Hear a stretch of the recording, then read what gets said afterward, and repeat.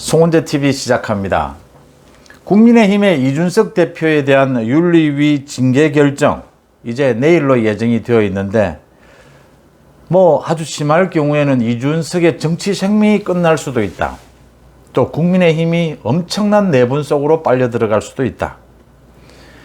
이런 이준석에 대한 징계를 결정하게 될 국민의힘 중앙윤리위원장 이양희 위원장입니다.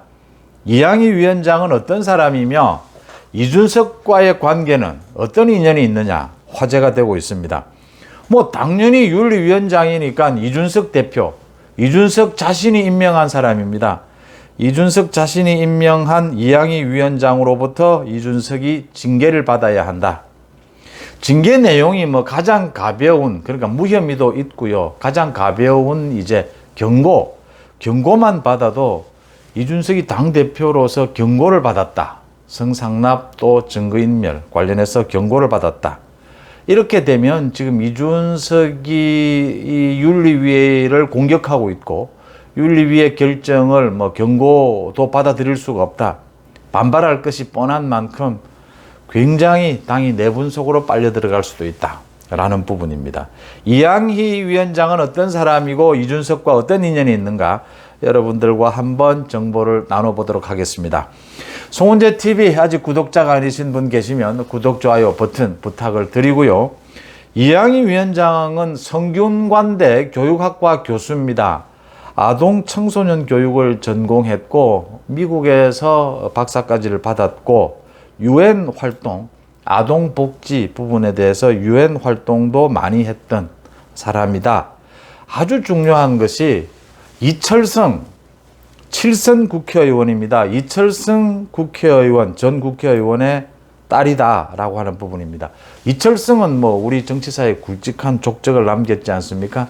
소위 삼김시대 같이 하면서 이철성 전 신민당 대표가 아버지다라는 부분이고 일남일녀를 뒀는데 아들이 네이버 최고 재무 책임자 CFO라고 하죠. 김남선 CFO가 네이버에 이양희 위원장의 아들이다 해서 또 화제가 되고 있습니다. 이양희 위원장, 이철성 전 의원, 전 신민당 대표 굉장했지 않습니까? 뭐라고 그러나요? 이 카리스마 이런 것들이 굉장했던 것으로 알려져 있는데 이양희 위원장의 아버지가 된다, 부친이 된다라고 하는 부분입니다. 이양희 위원장과 이준석의 관계는 지난 2012년에 박근혜 비대위 시절, 박근혜 비대위원장 시절에 이준석과 이양희, 김종인 등이 비대위원이었다.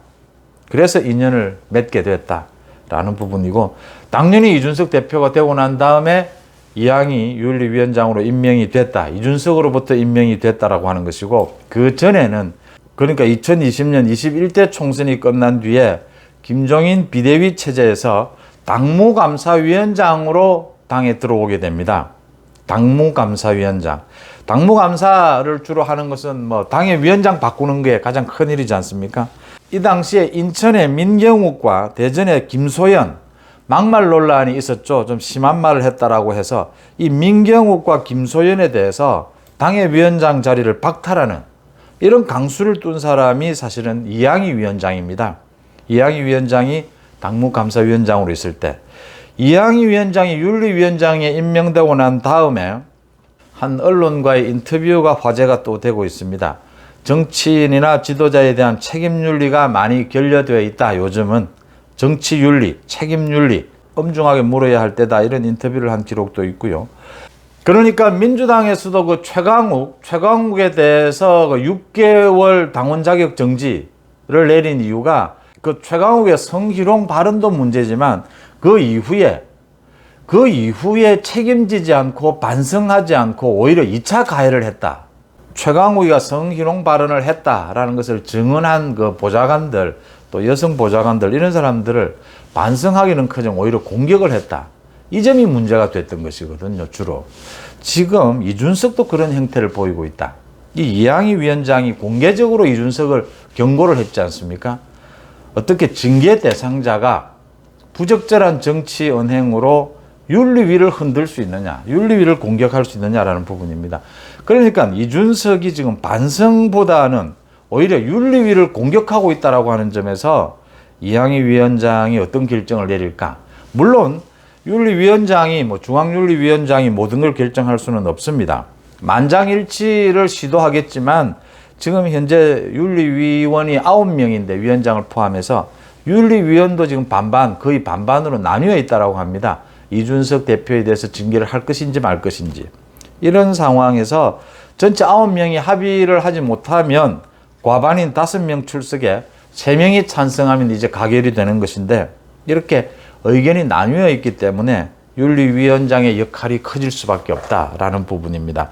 이항희 윤리위원장이 이준석이 이렇게 윤리위를 흔드는 그 내용 자체보다도 윤리위를 흔드는, 윤리위를 공격하는 이 부분에 대해서 굉장히 문제가 있다 이렇게 인식하고 있는 것으로 지금 알려지고 있어서 내일 윤리위에서 이준석에 대해서 징계 결정을 하는 쪽이 아니냐 이런 쪽으로 무게가 좀 실리고 있는 형편입니다. 이항희와 이준석의 인연, 이항희는 어떤 사람인가 지금 정치권에 화제가 되고 있습니다.